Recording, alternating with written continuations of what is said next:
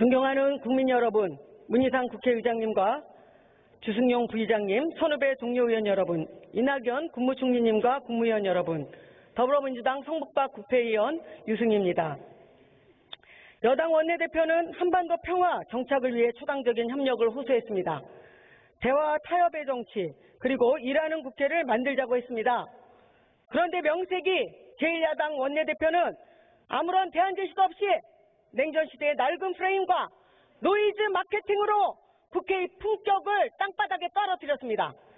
막말 공세로 일관한 제1야당 원내대표의 연설은 정말 워스트였습니다.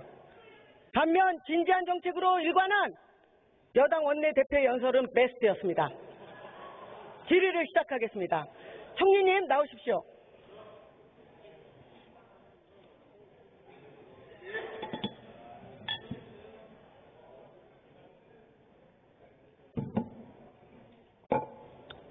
총리님, 어제 조선일보의 근로장려금 급증이 최저임금 때문이고 국제 감면액이 10년 만에 한도를 초과했다는 기사 보셨습니까?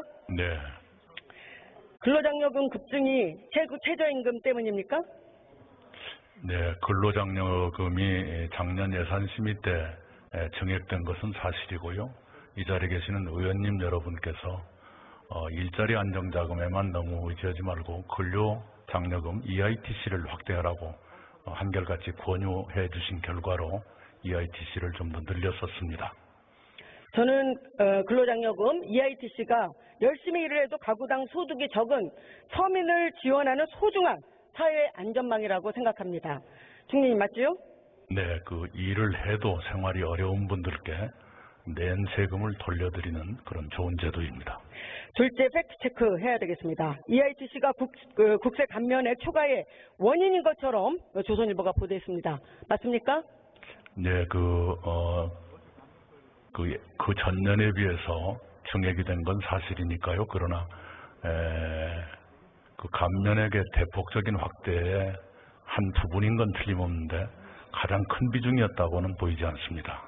근로소득의 경우에 각종 공제에 따른 조세 감면액이 60조 원이 됩니다. 알고 계시죠? 네. 그런데 근로소득 조세 감면액이 60조인데 상위 10%가 받는 혜택이 거의 20조에 달합니다. 아시는 것처럼 크게 확대된 올해 근로장려금은 4조 9천억 원입니다.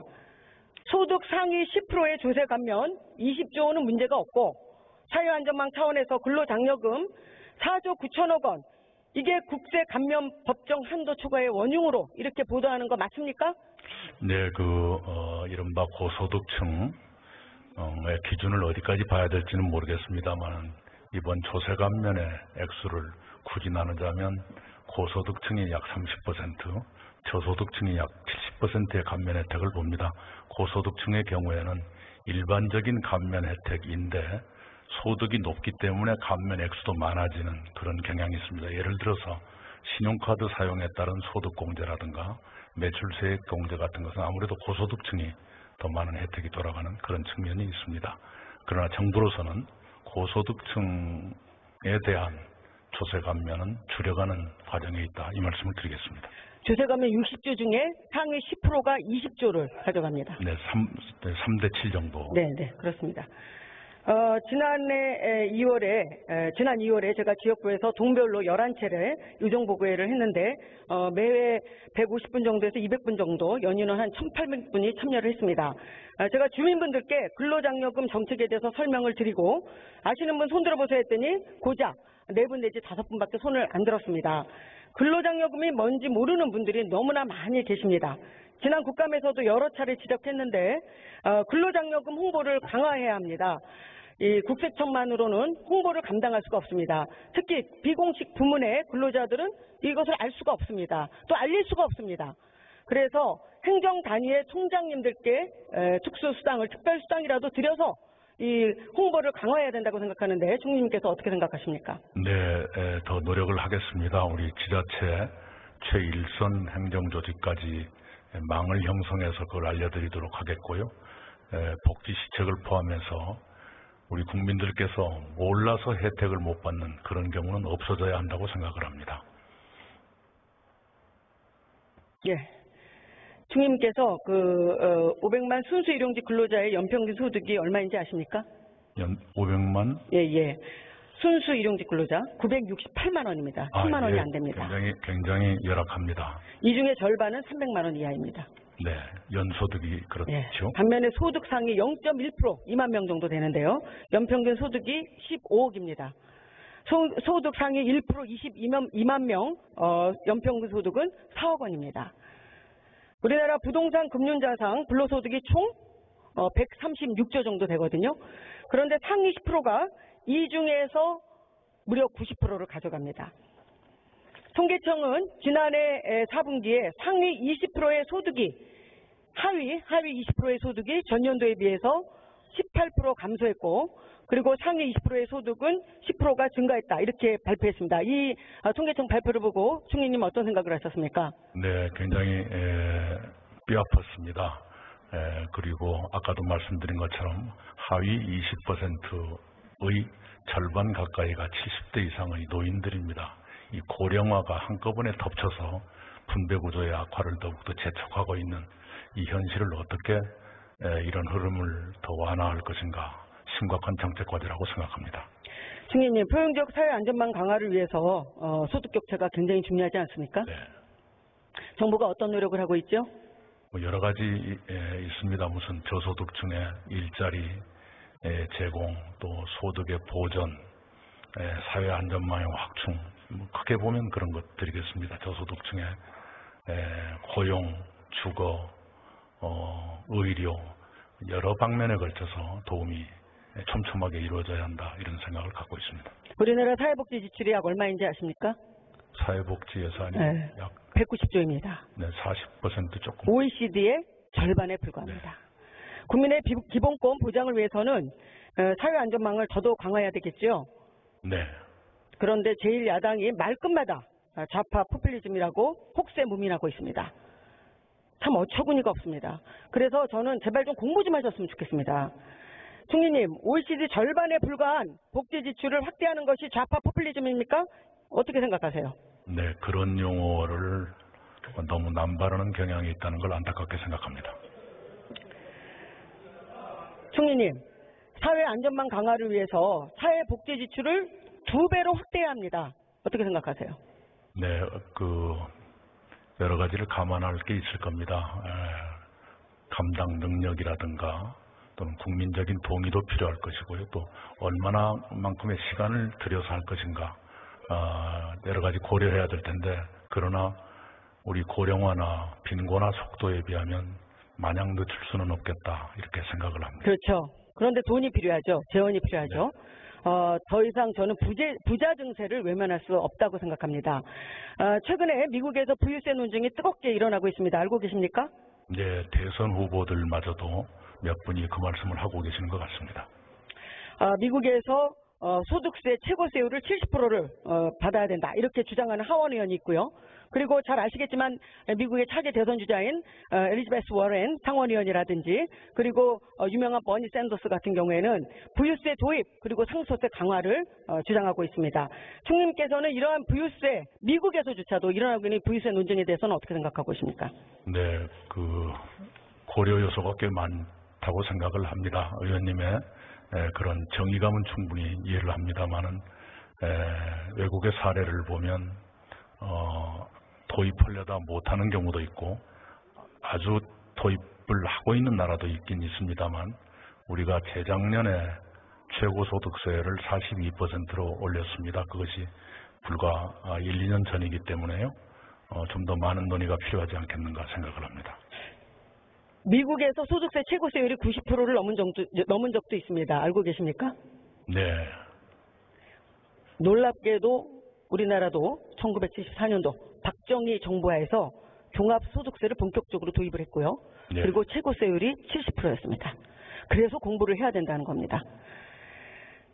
많은 저명한 경제학자들이 오늘날 선진국 소득 불평등의 원인이 1980년도 이후에 최고세율 인하 등의 감세 정책 때문이다, 이렇게 얘기를 하고 있습니다. 총리님께서는 어떻게 생각하십니까? 네, 미국에서 이것이 그냥 정의감의 발로일까요? 아닙니다. 미국에서도 그 부자 감세 때문에 빈부격차가 심해졌다는 연구는 무수히 나오고 있는 것을 알고 있습니다.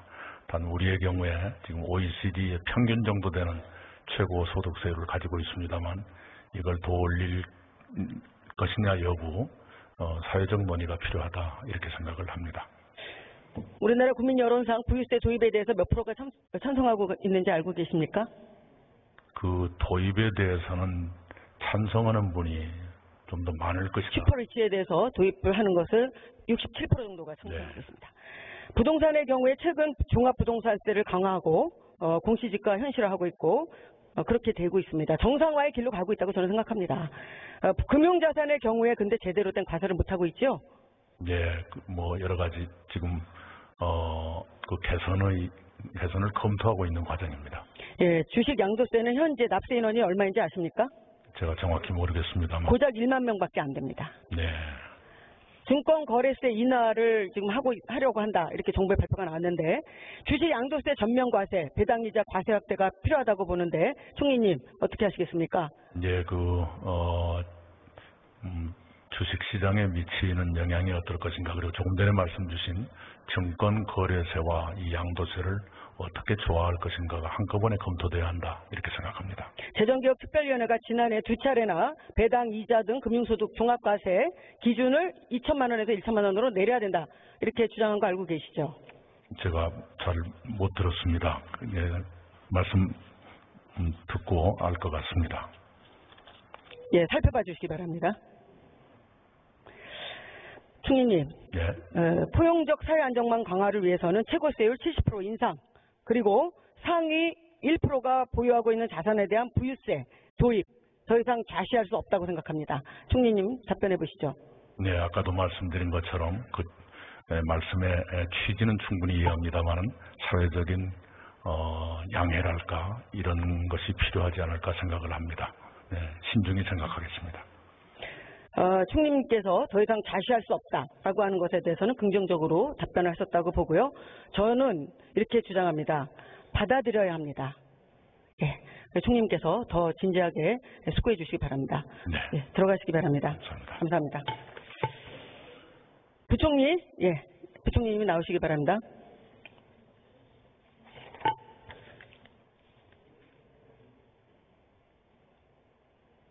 지난 4분기에 하위 20%의 소득이 전년도에 비해서 18% 감소했고 상위 20% 소득이 10% 증가했다. 그런 총대점 발표돼서 조금 전에 제가 총리님께도 말씀을 드렸습니다. 하위 20% 중에 70세 이상 노인이 몇 프로인 거 알고 계세요? 55%로 알고 있습니다. 절반이 넘습니다. 65세 이상까지 합치면 55%의 절반이 넘습니다. 심각하죠? 네. 우리나라 노인 빈곤율이 OECD 최고 수준입니다. 이런 어르신들이 연명할 수 있는 방법은 오로지 기초연금뿐입니다. 알고 계시죠, 부총님? 네, 그렇습니다. 우리 산업화를 위해서 희생한 노인 세대에 대해서 이렇게 대접을 소홀히 하면 안 됩니다. 부총님 생각 어떠세요? 예, 그러자도 정부가 기초연금에 대해서는 그래서 예전에 20만 원부터 꾸준히 인상시켜 왔고요. 올해도 25만 원으로 하위 20%에 대해서는 25만 원으로 4월부터 올릴 계획으로 있습니다. 올해 기초연금 전체 예산이 얼마죠? 9조 5천, 올해는 11조 한 5천억 정도가 되겠습니다. 네, 기초연금을 단계적으로 확대하겠다고 하셨죠? 네, 그렇습니다. 좀 계획을 얘기해 주시죠. 지금 2021년에 25만 원을 30만 원으로 올리는 걸로 계획이 돼 있었습니다만은 지금 의원님 말씀하신 그런 심각성을 감안해서 저희가 금년 4월 달에 하위 20%에 대해서는 25만 원에서 30만 원으로 인상하고 내년 4월에는 하위 40%, 그리고 21년 4월에는 하위 70%전 어르신들께 30만 원으로 올려드릴 계획을 좀 당겨서 지급하고자 합니다. 부총리님, 네. 더 당겨야 됩니다. 어떻게 생각하세요? 지금 의원님 말씀하신 대로 더 당기면은 당연히 더 낫겠지만은, 정부로서는, 소요되는 재원이라든가 여타 노후부장 체계와의 균형성도 같이 고려할 수밖에 없기 때문에요. 지금으로서 정부가 이렇게 앞당긴 지금 스케줄대로 갈 수밖에 없다고 생각하고요. 추가적인 거에 대해서는 검토가 필요하다면 더 검토를 해보겠습니다. 올해 하반기부터 당장에 기초연금을 받는 모든 어르신들께 월 30만 원씩 지급해야 된다고 저는 생각합니다. 그렇게 될 경우에 저희가 돈을 소요를 빼보니까 너무 소요가 커서 재원적으로 뒷받침이 안 될 가능성이 높아서 같이 그런 측면이 같이 고려가 돼야 될 것 같습니다.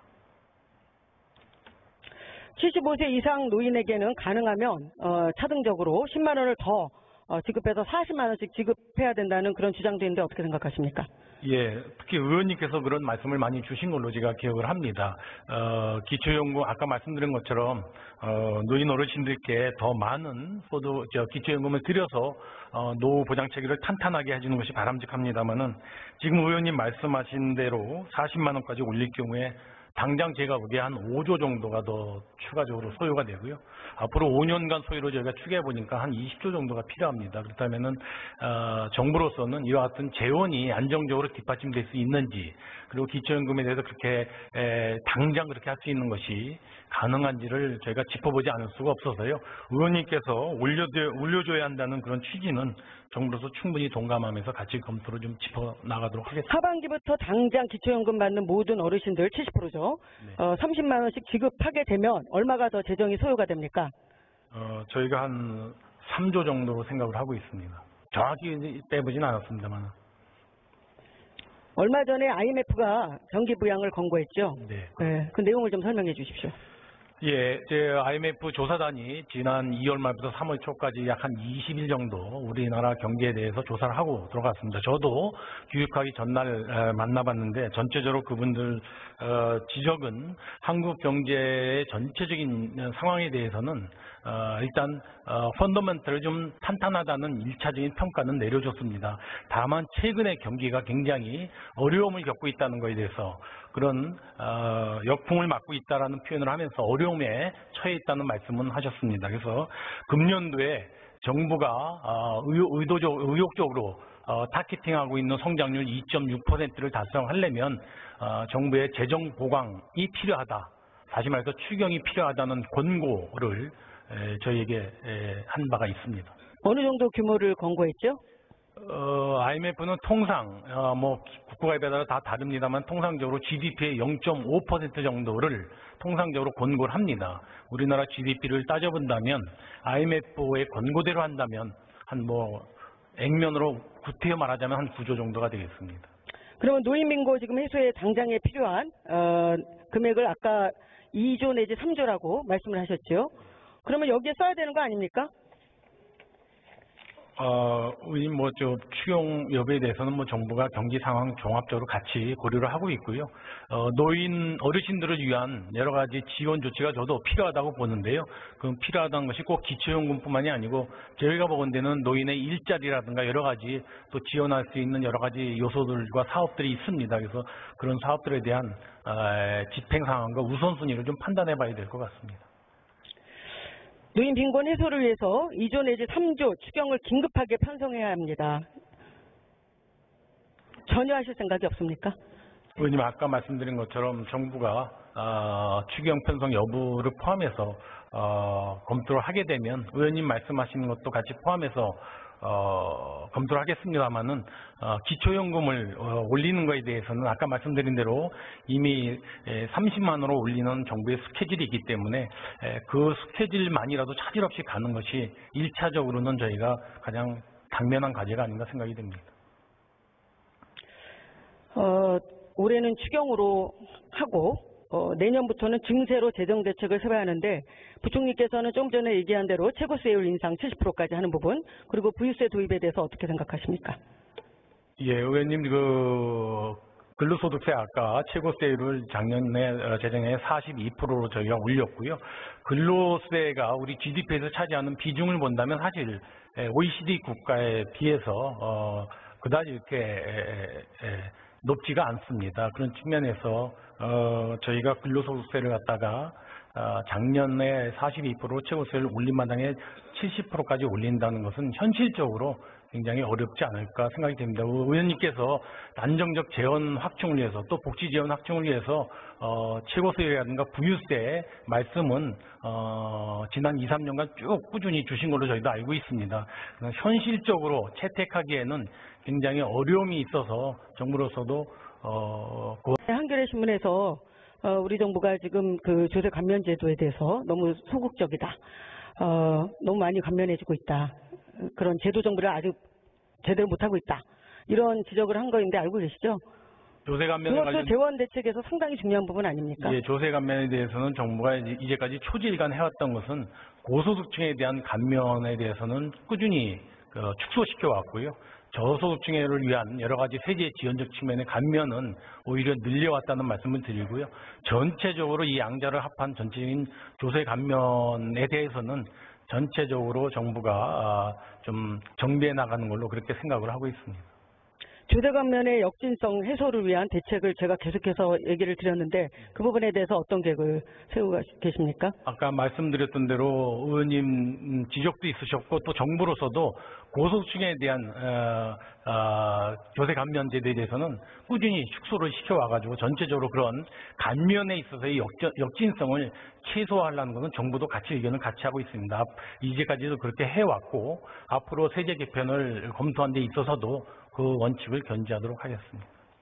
그러면 앞으로도 최고세율 인상이라든지 부유세 도입에 대해서는 전혀 논의를 진행시키지 않을 예정이신지 아니면 정부 차원에서 어떤 계획을 세우고 계시는지 말씀해 주십시오. 아까 총리님께서 부유세에 대해서 말씀 주신 것처럼 저희도 부유세에 대해서 의원님 말씀 주셔가지고 여러 가지로 검토를 짚어봤습니다. 해외에서 부유세를 실제로 채택해서 도입한 국가도 있고요.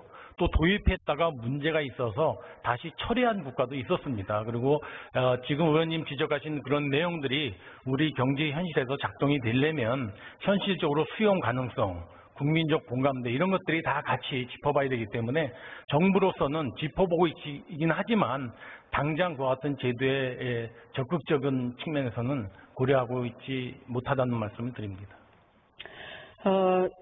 그럼에도 불구하고 고려를 해야 된다고 봅니다. 아시겠습니까? 예, 한번 저희 짚어보도록 그렇게 하겠습니다. 의원님. 짚어서 끝나는 게 아니라 실질적으로 추진할 수 있는 방안을 써야 됩니다. 박정희 대통령 시절에 최고세율이 70%였다는 거 알고 계십니까? 네, 알고 있습니다. 그리고 노인빈곤 해소를 위해서 2, 3조 추경 긴급하게 편성해야 된다는 주장을 다시 한번 드립니다. 예, 유념하겠습니다. 예, 감사합니다.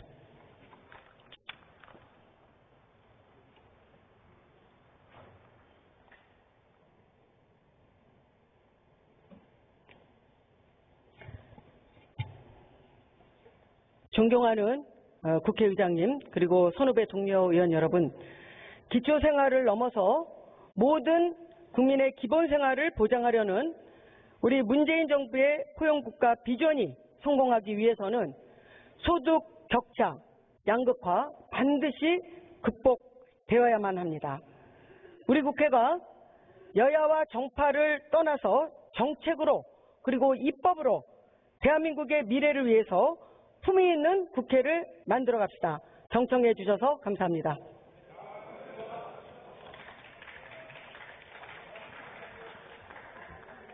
유승혜 의원님 수고하셨습니다.